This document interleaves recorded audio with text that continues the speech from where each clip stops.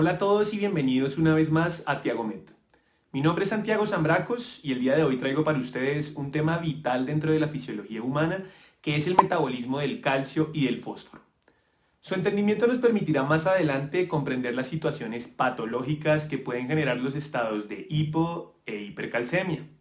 Suscríbete a nuestro canal y dale clic en la campanita para recibir notificaciones de cuando subamos nuevos videos, y también puedes seguirme en mis redes sociales de Facebook e Instagram para no perderte ninguna novedad.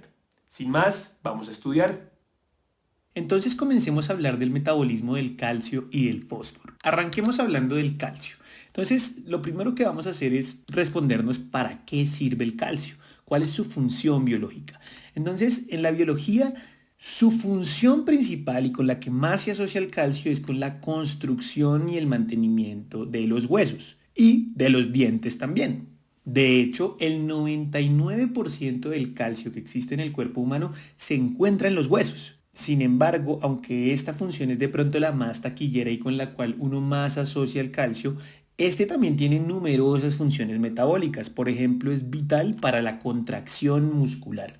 Por ejemplo, en la fisiología de la contracción muscular es el calcio el que se une a las troponinas para que de esta forma se activen y se despeje el sitio de unión de la tropomiosina con la actina para que éste se pueda deslizar y generar la contracción muscular. Si se dan cuenta, aquí vemos señalizado al calcio. Otra de sus funciones muy importantes es su actuación dentro de la hemostasia. En la coagulación, cuando uno revisa cómo funciona este proceso, pues recuerda uno que hay vía intrínseca, vía extrínseca y vía común. Y que para que la vía común pueda dar inicio, que está compuesta por el factor 10 activado, por el factor 5 activado, por los fosfolípidos y por el calcio, es ahí cuando se puede formar el complejo tenaza que activa la protrombina a trombina y que permite que se forme la malla de fibrina. Así que sin el calcio es imposible que la cascada de coagulación ocurra correctamente. Otra de sus funciones fundamentales, la transmisión del impulso nervioso. Entonces, cuando nos ubicamos en la terminal sináptica, en donde encontramos a la neurona presináptica y a la neurona postsináptica, una vez ha ocurrido el potencial de acción, la positividad de la membrana activa los canales de calcio, que una vez el calcio ingresa dentro de esta neurona presináptica, induce la salida de las vesículas que cargan a los neurotransmisores. Por lo tanto, si no tuviéramos este calcio, los neurotransmisores no podrían salir y luego no podría ocurrir la sinapsis. Por lo tanto, también es vital para el funcionamiento del sistema nervioso. Y por último, tendríamos la función de transporte y señalización celular. En la señalización celular, sin entrar mucho a profundidad, el calcio muchas veces funciona como segundo mensajero. Entonces, si nos damos cuenta, con algunos receptores, especialmente asociados a proteína G, que activan vías de señalización como la del fosfatidil inositol 3, el calcio es un segundo mensajero que es vital para que esta señalización en el medio intracelular pueda existir. Entonces, dicho eso, definitivamente nosotros tenemos que entender cómo funciona el calcio, cuál es su fisiología normal y cómo ésta se puede ver afectada en los procesos que hacen que se eleve y los procesos que hacen que se disminuya. Pero antes de abordar todo ello, quizás lo primero que tenemos que preguntarnos es cómo se encuentra el calcio en el cuerpo humano, cómo está distribuido. Entonces, como habíamos dicho inicialmente, el 99% del calcio se encuentra en el hueso. Y en el hueso está acumulado en forma de algo que se llaman los cristales de hidroxiapatita. ¿Listo? Entonces él no está particularmente libre, sino que está agrupado en esta sustancia que es la hidroxiapatita. Y el resto, que es el 1%, va a estar en la sangre, distribuido de la siguiente manera. El 45% va a encontrarse libre como calcio iónico. El otro 45% va a estar unido a albúmina, es decir, no va libre, sino que va pegada a esta proteína que es la albúmina. Y el 10% restante va a estar unido a aniones como el fosfato o el sulfato, entre otros. Y entonces cuando nosotros estamos midiendo el calcio en la sangre, pues lo único que estamos viendo es cómo se está comportando ese 1% que se encuentra en este medio. Lo del hueso es historia aparte. Sin embargo, las concentraciones del calcio que hay en sangre son muy dependientes del calcio que se encuentra almacenado en el hueso, que como habíamos dicho es la gran mayoría. Y finalmente, ¿cuál debe ser ese valor normal del calcio en la sangre? debe oscilar más o menos entre 8.5 a 10.2 miligramos decilitro. Pero entonces hace un momento decíamos que una gran parte del calcio se encuentra unido a la albúmina. Entonces en ese orden de ideas, ¿qué pasa si yo tengo una hipoalbuminemia? Cuando nosotros medimos el calcio sérico, usualmente el que se mide es un tipo de calcio que se llama calcio semiautomatizado.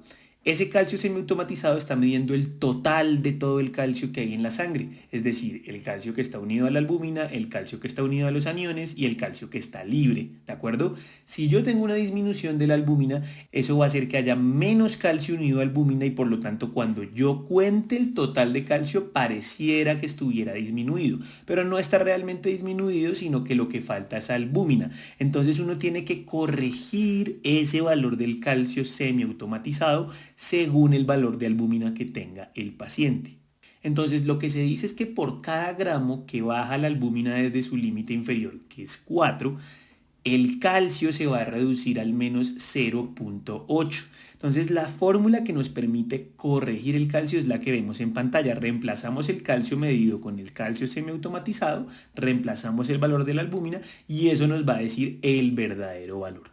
Otra forma que también podríamos utilizar para verdaderamente saber si el calcio está normal o está bajo o está alto es medir el calcio ionizado, que esa es otra de las formas que existen.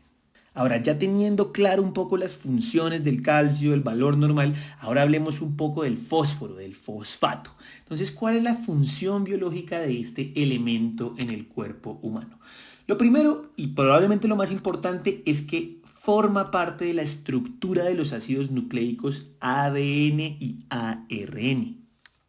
Entonces, como podemos ver aquí en la imagen, aquí estamos viendo la estructura molecular del ADN, donde vemos que está compuesta por grupo fosfato, un azúcar, que en este caso puede ser o desoxirribosa o ribosa, dependiendo si hablamos de ADN o de ARN, y la base nitrogenada, eso es lo que es un nucleótido. Cuando los nucleótidos están unidos entre sí, forman una hebra de ácido nucleico, y cuando las hebras se unen, forman un ácido nucleico ya como puede ser el ADN o el ARN. Pero si nos damos cuenta, los grupos fosfatos son vitales, son necesarios para que se puedan hacer estos puentes que forman la hebra, ¿de acuerdo?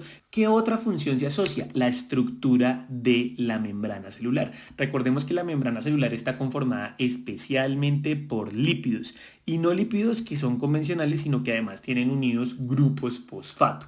Por eso se llama membrana fosfolipídica. Entonces, como podemos ver, aquí tenemos la porción del fosfolípido, la porción lipídica, y aquí arriba vemos el grupo fosfato. Entonces, aquí está señalado el fosfato puntualmente, que es lo que hace que sea un fosfolípido y es lo que le da la característica de ser apolar en la cara hidrofóbica y polar en la cara hidrofílica, que es el grupo fosfato. También juega un papel muy importante en la regulación del estado ácido-base. De hecho, el fosfato funciona como uno de los buffers que existen para que el cuerpo pueda enfrentar los estados de acidemia y de alcalemia. Entonces, como podemos ver aquí en la imagen, nos damos cuenta cómo, por ejemplo, en los estados de acidemia, el mecanismo de buffer es meter protones desde la sangre al medio intracelular, sacar potasios y con esos protones que llegaron al medio intracelular se unen a grupos fosfato y los grupos fosfato lo que hacen es neutralizar a esos protones haciendo que en el plasma hayan menos protones y con ello la acidez disminuya. Entonces funciona como mecanismo buffer. Por ejemplo, en la alcalemia ocurre lo contrario. Si a mí lo que me faltan son protones en la sangre, pues lo que hacen los grupos fosfato es liberar protones y los envían hacia la sangre para que se regulen las concentraciones. Entonces es por eso que nos sirve para regular el estado ácido-base. Y finalmente funciona como almacenamiento y transporte de energía en los nucleótidos trifosfatados. Entonces aquí vemos la adenina, la ribosa y los tres grupos fosfato, que los enlaces que unen a estos grupos fosfato son de muy alta energía. Entonces cuando ellos se rompen liberan una energía muy importante que puede ser aprovechada por las enzimas para hacer que los procesos metabólicos funcionen mucho más rápido, que sean mucho más eficientes. Entonces, definitivamente el fósforo y los grupos fosfatos son esenciales para el funcionamiento del cuerpo humano. Dicho eso, ¿cómo podemos encontrar nosotros el fósforo en el cuerpo humano?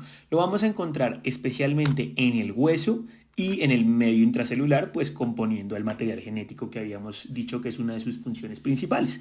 Y además lo podemos encontrar en sangre también en forma de o fosfolípidos o de fosfato inorgánico, que el fosfato inorgánico pues vendría siendo el grupo fosfato o el ácido fosfatídico.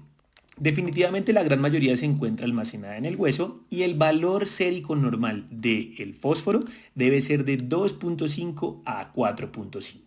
Ahora, ya entendiendo cuáles son las funciones principales del calcio y del fósforo, hablemos un poco acerca de cómo funciona este metabolismo de estos dos elementos que están tan intrínsecamente relacionados. Entonces, los actores principales que van a ser necesarios para poder entender este metabolismo son el sistema gastrointestinal, la glándula paratiroides, el riñón y los huesos. Para ambos elementos, la forma de entrada al cuerpo humano va a ser a través de la absorción gastrointestinal al torrente sanguíneo. A su vez, las concentraciones que se encuentran de ambos elementos en el torrente sanguíneo van a variar según la absorción y la resorción ósea y la excreción y la reabsorción renal. Así que estos dos órganos, tanto los huesos como los riñones, nos van a permitir variar estas concentraciones de estos elementos en la sangre. Y el coordinador principal de este intercambio va a estar mediado por la regulación hormonal generada desde la glándula paratiroides para lograr un adecuado balance entre el calcio y el fósforo. Para poder entender este metabolismo, comencemos hablando de la absorción gastrointestinal al torrente sanguíneo. De la primera que hablaremos es de la absorción gastrointestinal del calcio. Entonces, respecto al calcio, del 30 al 40% del calcio que se consume en la ingesta va a ser realmente absorbido al torrente sanguíneo. El resto se va a perder a través de la excreción fecal, más o menos el 60%, y de lo que salga de las secreciones gástricas.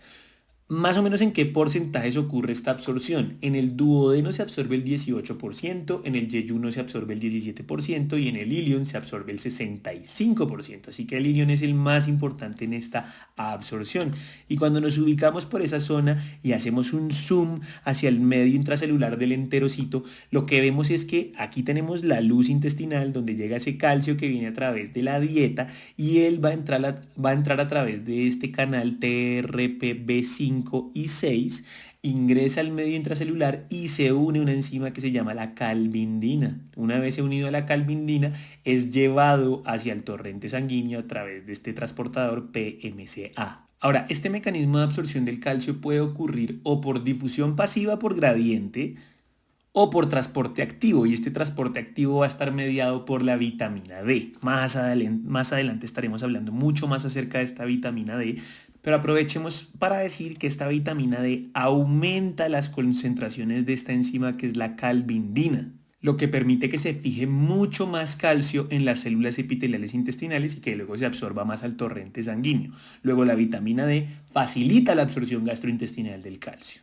Y la ingesta diaria más o menos requerida para poder abastecer las necesidades corporales es de 1 gramo a 1.2 gramos.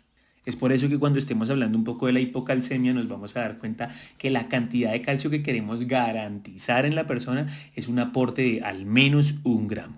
Y con el fosfato, ¿cómo ocurre? ¿Cómo es la absorción gastrointestinal del fósforo? Entonces, casi el 100% del fósforo se absorbe al torrente sanguíneo. No es como con el calcio que no tiene una absorción tan buena. Y también ocurre tanto por difusión pasiva por gradiente como por transporte activo dependiente de vitamina D. Ese fosfato puede ingresar o por difusión pasiva o puede ingresar a través de estos transportadores mediados por sodio que facilitan también la entrada del fosfato. Entonces, ya sabiendo cómo se absorbe gastrointestinalmente estos elementos al torrente sanguíneo, para poder hablar de cómo los huesos y el riñón median las concentraciones, pues tenemos que hablar primero del coordinador de esos dos órganos. Entonces, la regulación hormonal de la homeostasis del balance entre el calcio y el fosfato está mediado por tres hormonas principales: la hormona paratiroidea, el calcitriol o también conocido como vitamina D y la calcitonina. Comencemos hablando entonces de la hormona paratiroidea. ¿Qué es la hormona paratiroidea? Es una hormona que aumenta el calcio y disminuye el fósforo en sangre, es decir, es hipercalcemiante e hipofosfatemiante. ¿Qué efectos tiene la liberación de hormona paratiroidea? Estimula la resorción ósea, es decir, hace que el hueso libere más calcio. Aumenta la reabsorción de calcio y excreción de fósforo en el túbulo proximal de la nefrona, es decir, en el riñón, hace que se aumenten las concentraciones del calcio a través de la reabsorción y que se disminuya el fósforo a través de la excreción. Y tercero, induce la activación de la vitamina D, que ya vamos a ver cómo por extensión la vitamina D también es hipercalcemiante. ¿Y dónde se produce esta hormona paratiroidea? Pues en la glándula paratiroides. Que las glándulas paratiroides, que son 4, se encuentran en la glándula tiroides en la porción que da hacia la tráquea. Ahora, las concentraciones de PTH van a depender del calcio en sangre. Por lo tanto, entre menos calcio haya en la sangre, más se va a liberar PTH. Mientras que si hay mucho calcio, se va a suprimir la liberación de esta PTH. Entonces, como podemos ver, cuando el calcio sérico está muy bajito, pues la liberación de PTH es muy alta, mientras que cuando está muy alto ese calcio, pues la liberación de PTH se suprime. Vamos ahora con el calcitriol, o también conocido como la forma activa de la vitamina D que es producida en el riñón. ¿Qué funciones tiene este calcitriol? 3. Estimular la absorción de calcio y de fósforo en el tracto gastrointestinal. Estimular la reabsorción de calcio en el túbulo distal e inhibir la secreción de hormona paratiroidea. Es decir, que esta es una hormona que también es hipercalcemiante, pero ojo con esto, es hiperfosfatémica también, aumenta el fósforo. ¿Listo? Diferente a la PTH, que si bien absorbe el calcio y aumenta el calcio, disminuye las concentraciones del fósforo. ¿Dónde se produce el calcitriol? Requiere realmente 3 pasos para producirse. El primero de ellos es la activación del 7-dehidrocolesterol en la piel. El segundo de ellos ocurre en el hígado, que es la hidroxilación del colecalciferol. Y el tercero de ellos ocurre en el riñón, que es la hidroxilación del calcidiol. Representemos esto mejor en esta animación. La primera sustancia en cuestión es el 7-dehidrocolesterol. Es una sustancia que se encuentra presente en la piel en condiciones normales y que por acción de los rayos ultravioleta de la luz solar se convierte en colecalciferol. En consecuencia, es necesario que uno tenga una adecuada exposición a la luz solar para evitar el déficit de vitamina D. Ahora, uno también puede obtener este sustrato del colecalciferol a través de la dieta, especialmente en los lácteos, queso, leche, cereales. Y estos alimentos no solo nos aportan colecalciferol, sino que también nos aportan ergocalciferol. Ahora, con ese colecalciferol, que es este que está aquí arriba, una vez este se ha producido y liberado en la sangre, cuando llega al hígado, en el hígado hay una enzima que se llama 25-hidroxilasa. Esa 25-hidroxilasa va a hidroxilar al colecalciferol y lo va a convertir en 25-hidroxicolecalciferol o también llamado calcidiol. Y este es el primer paso de la activación de la vitamina D. El ergocalciferol también puede funcionar como sustrato para esta enzima para que se produzca calcidiol. Y este calcidiol luego va a alcanzar el tejido renal en donde se va a encontrar la enzima 1,25-alfa hidroxilasa. Y esta enzima lo que nos va a generar es 1,25-hidroxicolecalciferol, que es la también conocida vitamina D activa o calcitriol. Ahora, esta con diferencia es la forma más activa de la vitamina D. Por lo tanto, en ausencia de riñones, la vitamina D pierde casi toda su eficacia. Ahora, ¿qué procesos estimulan que esta hidroxilación por la 1,25-alfa hidroxilasa ocurra con mayor frecuencia?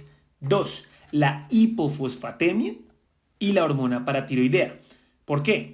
Recordemos que la vitamina D ayuda a que los niveles de fosfato en sangre aumenten. Luego, si yo estoy hipofosfatémico, es cuando mi cuerpo necesita que esos niveles de fosfato aumenten. Por lo tanto, ese va a ser el estímulo para que funcione mejor esta activación de la vitamina D. Lo mismo pasa con la hormona paratiroidea. Habíamos dicho que la hormona paratiroidea estimula la activación de la vitamina D, porque recordemos que el efecto de la vitamina D es hipercalcemiante, es decir, también aumenta las concentraciones de calcio.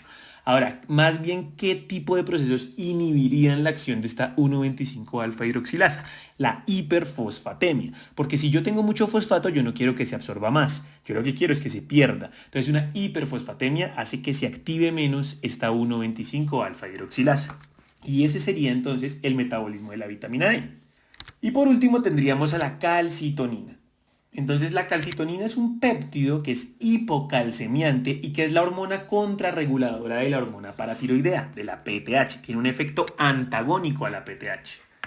Y lo logra especialmente a través de la inhibición de la resorción ósea. Si bien está descrito que puede inhibir la absorción intestinal, la reabsorción de fosfato en los túbulos renales, aumentar la excreción de calcio y de magnesio, realmente su efecto principal se correlaciona con la resorción ósea. ¿Dónde se produce la calcitonina? Se produce en las células parafoliculares de la glándula tiroides. Ojo, no en las glándulas paratiroideas, sino en la glándula tiroides, en unas células que se llaman las células parafoliculares. Entonces, cuando uno mira en la histología, un pedacito de glándula tiroides se encuentra con los coloides, con los folículos tiroideos que están rodeados en su periferia por células foliculares, en su interior por coloide, y en el espacio intersticial encontramos unas células que se llaman las células C, las células parafoliculares, que liberan a esta calcitonina. ¿Listo?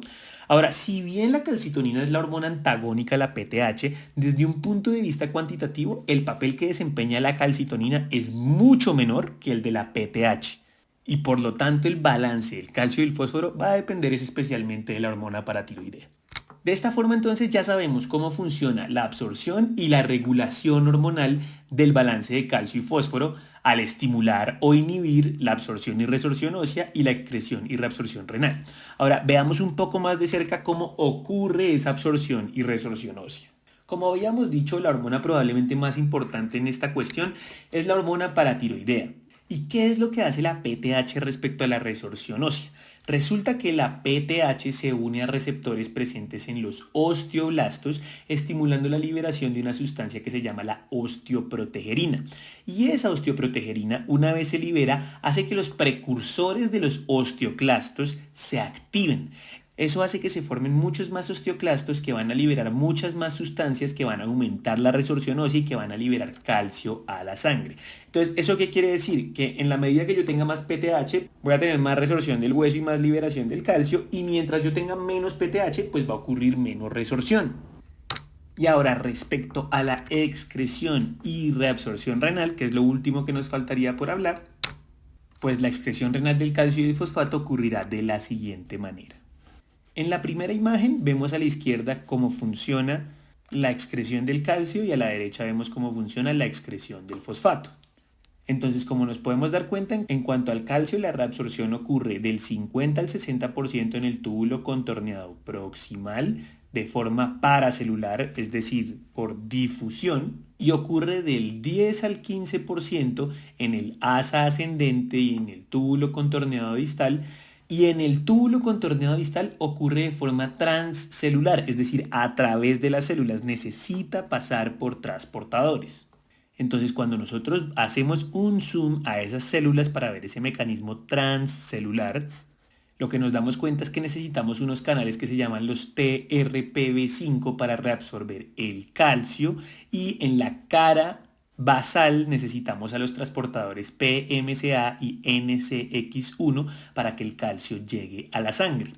La hormona paratiroidea estimula la producción de estos canales TRPV5 en el túbulo contorneado distal, lo cual hace que se absorba mucho más calcio.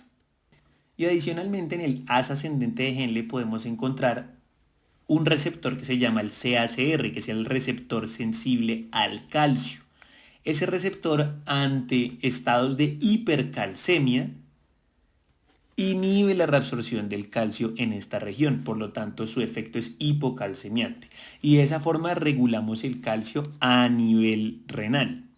Ahora, en el caso del fosfato, si ustedes se dan cuenta, el 80% de su reabsorción en el túbulo contorneado proximal es transcelular. Entonces, cuando nosotros hacemos un zoom en el túbulo proximal, nos damos cuenta que se necesita un simporte entre sodio y fosfato en la cara apical y una bomba tepeasa en la cara basal. La hormona paratiroidea, recordemos que es hipercalcemiante, pero es hipofosfatémica, es decir, que no estimula la reabsorción, sino que favorece la excreción renal. ¿Y cómo la favorece? A través de reducir la cantidad de estos simportes sodio-fosfato de la cara apical. Eso hace que se reabsorba menos fósforo. Entonces es realmente la PTH la que va a mediar especialmente este mecanismo de excreción renal. De no ser realmente por el efecto de la PTH sobre los riñones para aumentar la reabsorción del calcio, la eliminación continua de este elemento por la orina conllevaría a la desaparición completa del calcio óseo y del líquido extracelular. Por lo tanto, el riñón es muy importante en este metabolismo. Entonces, ya teniendo todo esto en mente, recapitulemos. Tenemos las concentraciones de calcio en el torrente sanguíneo que van a estar mediadas por la absorción gastrointestinal al torrente sanguíneo. Lo que más nos fortalece la absorción gastrointestinal al torrente sanguíneo de fósforo y de calcio es la vitamina D. ¿Listo? Ahora, una vez ese calcio y ese fósforo ya están en el torrente sanguíneo, ¿quién los va a mediar? Número 1, el hueso, a través de la resorción y la absorción de estos elementos desde o hacia el hueso. ¿Y qué hormonas lo regulan principalmente? Las tres, tanto la calcitonina como la PTH como la vitamina D. Sin embargo, tenemos claro que probablemente el más importante en esta regulación es la hormona paratiroidea. Y por el otro lado, como número 2, la excreción renal, que la excreción renal va a estar mediada especialmente por la hormona paratiroidea y por la vitamina D. Así que en conclusión, el comportamiento del calcio y del fosfato según la acción de las hormonas es el siguiente. Con la vitamina D sabemos que su efecto es hipercalcémico e hiperfosfatémico. ¿Por qué? Porque favorece la absorción de ambos en el tracto gastrointestinal, porque estimula la reabsorción de ambos en los túbulos renales y porque en el hueso favorece la resorción ósea. Entonces no tiene ningún mecanismo que favorezca la hipofosfatemia.